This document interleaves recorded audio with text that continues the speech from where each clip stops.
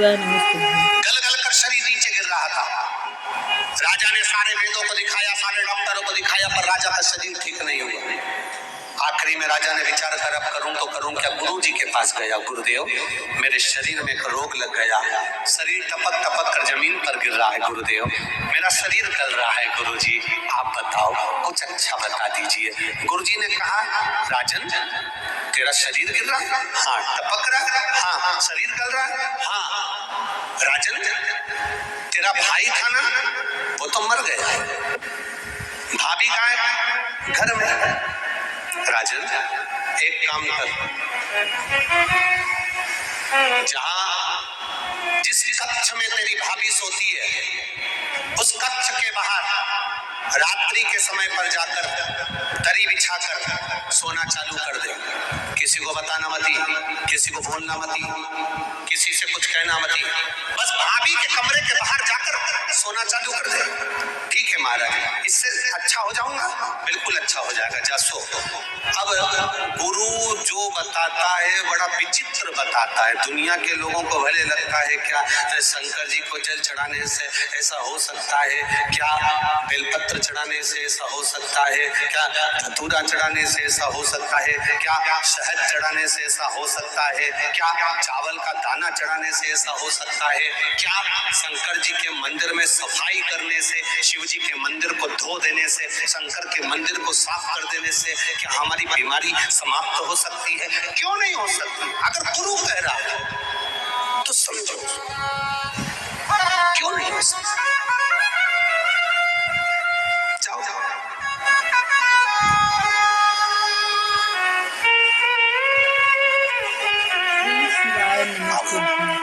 श्री शिवाय नमस्ते। भाभी के कमरे के बाहर राजा सोने लगा।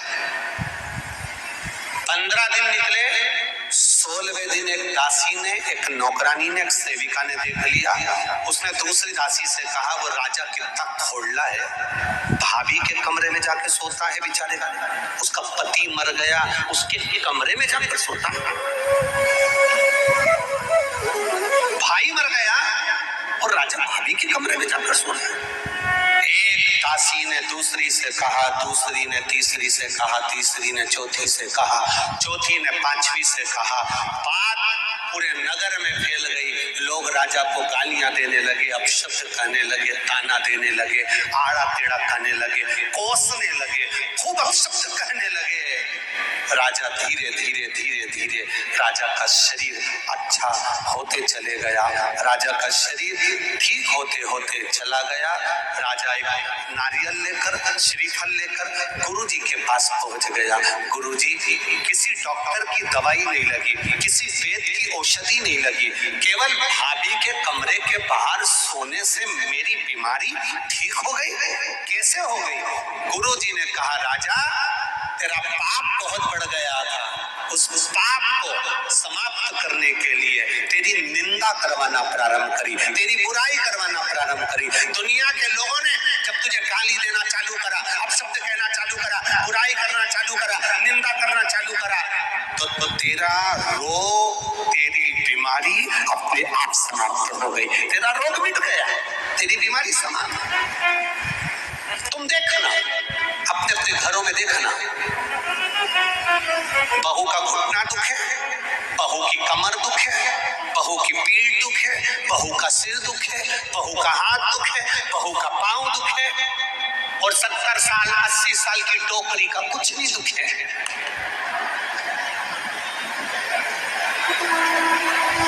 वो बूढ़ी अम्मा का कुछ नहीं दुखता, वो माता का कुछ नहीं दुखता।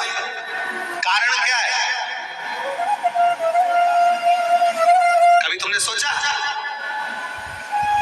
अरे ओ बदनावर वालों, कभी विचार करा कि सास का कुछ नहीं दुखता, सवेरे 4 बजे 5 बजे उठती, झाड़ू लगा लेती, दांत अभी तक जोरदार, चना भी खा जाती, और तू देखे तो 2-3 बार तो कुल्ला करके आती, आंखें इतनी बढ़िया कि अभी भी सुई में धागा पिरोले, और तू सुई में धागा पिरोए तो 2 बार चश्मा को उतार के साफ करके फिर चढ़ा ले। कभी विचार करा? सुबह 4 बजे से घर की बुजुर्ग माँ काम में लग जाती है। 4 बजे से गोबर झाड़ू बर्तन ये वो करते करते करते करते सवेरे जल्दी नहा नुहा के मंदिर जाके फिर आके काम में लग जाए। रात को सोते सोते तक भी कोई काम बता दे तो वो काम कर दे। मेहमान आए पानी पिला दे, रोटी बना दे, सब्जी बना दे, खिला खिलू के नची। और तेरे शरीर में कष्ट, बहू का हाथ दुखे, पांव दुखे, सिर दुखे, कमर दुखे, कभी विचार करा कि बूढ़ी माँ को कुछ नहीं होता और तुझे क्यों होता? उसका कारण केवल एक ही है, घर की बहू मायके में जाकर सास की इतनी बुराई करती, इतनी बुराई करती, इतनी बुराई करती कि सास एकदम जोरदार होती चली जाती है। सास बीमारी नहीं होती क्योंकि बुराई करते करते करते करते उसके पूरे रोग पूरी बीमारी समा। इसलिए सास होन आज भी एकदम ओल्ड इज गोल्ड। आज भी मेरा बहुओं से निवेदन है, सास को जल्दी निपटाना है तो बुराई बिल्कुल मत करो। तुम जितनी जितनी बुराई करोगे ना, सास उतनी जोरदार खजूर वाली चोटी बना के हार मार पहन के झामर झुमका पहन के चलेगी। और तुम बुराई करना बंद कर दोगे तो सास भी धीरे धीरे धीरे धीरे धीरे धीरे फिर पलंग पे मिलेगी। अगर तुम जितनी बुराई करोगे उतनी वो रसोई घर में मिलेगी। जल्दी निपटाना है तो बुराई करना। जितने तप कर रहे होते हैं, जितनी पवित्र नारी स्त्री पतिव्रता धर्म का पालन कर रही होती है, जितने दान पुण्य स्मरण हो रहे होते हैं, उस समय पर जिस समय तुमने घंटी बजाई है उस पल वो सारे पुण्य घंटी का नाद करते से तुम्हारे खाते में आ जाते हैं। मात्र घंटी का नाद कर देना।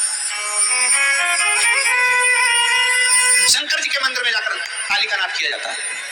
ताली का नाद शिव मंदिर में क्यों बजाई जाती है? उसका कारण, उस मंदिर में जितने बैठे होंगे, जो भजन कर रहा, तप कर रहा, साधन कर रहा, अभिषेक कर रहा, पूजन कर रहा, 3 बार ताली बजाने से उनका सारा का पुण्य हमारे खाते में 1 सेकंड में आ गया। और हमें लगता है हम शंकर को रिझा रहे हैं। शंकर को रिझाया, शिव ने तुरंत दे दिया। घर में गरुड़ घंटी का नाद करना, इसलिए बच्चों को खेलने के लिए घंटी नहीं दी जाती। गरुड़ घंटी कोई खेलने के लिए नहीं देता। खिलौने दे देंगे, दूसरा सामान दे देंगे, पर गरुड़ घंटी नहीं देंगे। क्यों नहीं देते? क्योंकि गरुड़ घंटी का जब नाद करा जाता है तो सबका पुण्य हमारे खाते में आ जाता है। कोई साधारण घंटी बजाना, पूजन के समय पर, स्मरण के समय पर, भजन के, इसलिए घंटी भी हर कभी नहीं बजाई जाती, समय समय पर। और आपसे भी निवेदन है, मंदिर में भी जाओ ना तो घंटी का नाद करो तो बड़े प्रेम से करो। ऐसा नहीं कि तुम लेट बजाए जाओ बजाए जाओ बजाए जाओ। ऐसा ही नहीं कि लटकी है तो बजाए जाओ। क्या मतलब? तो घंटी को बजाने के लिए आएगी नहीं, उसका एक समय, उसका एक संबोधन, उसका एक आनंद।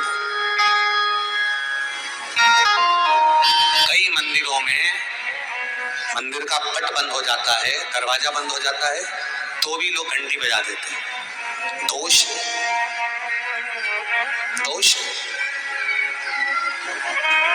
भगवान अगर मंदिर में सो रहे हैं, लिखा हुआ है मंदिर के खुलने का समय इतनी बजे से इतनी बजे तक, मंदिर बंद है तो घंटी नहीं बजना चाहिए। जिस जगह पर ब्राह्मण विद्वान है, साधक है, संत है, साधु हैं, मंदिर अगर बंद होता है तो उसके साथ में घंटी के नीचे के भाग को रस्सी से ऊपर बांध दिया जाता है जिससे बजे ना। क्यों?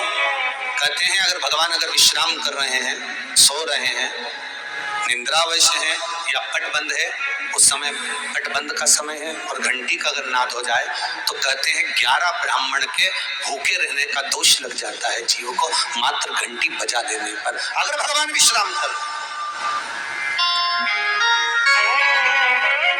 भगवान विश्राम अवस्था में है, पट बंद है, दरवाजा बंद है और लिखा हुआ है समय, मंदिर खुलने का समय 11 बजे से इतनी बजे तक, मंदिर बंद होने का समय इतनी बजे से इतनी बजे तक। और उस बीच में तुमने तो देख लिया कि पट बंद है, तुम तो आ गए, तुमने तो मन में सोचा हम तो इंदौर से आए, हम तो भोपाल से आए, हम तो वहां से आए, हम तो वहां से आए, और भगवान का मंदिर बंद है तो क्या हुआ, हम तो घंटी तो बजाएंगे, तो बजा ले जा। 11 ब्राह्मण भूखे रहने का दोष तुम्हारे खाते में। जलाधारी ने एक बेलपत्री लो, उस बेलपत्री की डंडी को जलाधारी में लगा दीजिए और 1 लोटा पानी अपना नाम और गोत्र बोलकर उस पानी को डाल दीजिए। अपने आप सोमवार के सोमवार करोगे, 5 सोमवार में घर में शांति हो जाती है। जिंदगी में कभी सास बहू की लड़ाई नहीं होती, जिंदगी में कभी नहीं हो सकती। देवरानी जेठानी में प्रेम बढ़ता है, आपस में प्रेम बढ़ता है। जो व्यक्ति बहुत ज्यादा गरीब हो, बहुत कंगाल हो, लक्ष्मी नहीं आ रही हो, बहुत तकलीफ में हो, कर्जा बहुत ज्यादा हो, उसको कुछ नहीं करना। सोमवार के सोमवार शाम के समय बेलपत्री के पेड़ के नीचे थोड़ी सी शक्कर या गुड़ डालकर एक दिया रखकर घी की बत्ती लगाकर जलाकर जाओ, अपने आप कर्जा चूकना चालू हो जाता है, कर्जा नहीं रहता। नैन अश्रु से प्रकट हुए बेलपत्र के नीचे शाम के समय पर तेरा निवास होगा, तो प्रतिदिन शाम के समय पर बेलपत्र के पेड़ के नीचे बैठकर नारायण की आराधना करेगी। जो तेरे नाम का दिया बेलपत्र के पेड़ के नीचे लगाएगा, उसका घर संपदा से भर जाएगा। गाय की गोबरी, गोबरी अलूनी गोबरी, अलूनी गोबरी का मतलब है कंडा अलग बात है, उसको थाप थाप के बनाते हैं गोबरी को। एक होती है गाय ने पोटा करा वो सूख गया, ऐसे किसी सूखा सुखाया पोटा लेकर आओ, उसको कंडे को जलाओ, जलाकर उसकी राख तैयार करो।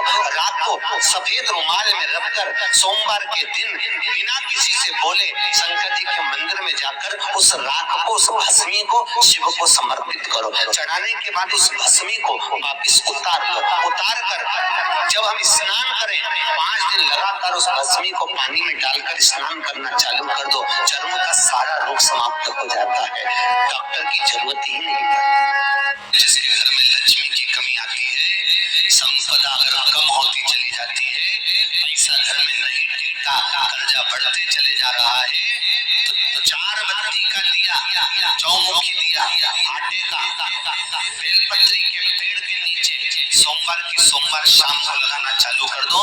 मात्र 5-7 सोमवार निकलेंगे, अपने आप लक्ष्मी बढ़ना चालू हो जाएगी, कर्जा चुकाना अपने आप समाप्त हो जाएगा।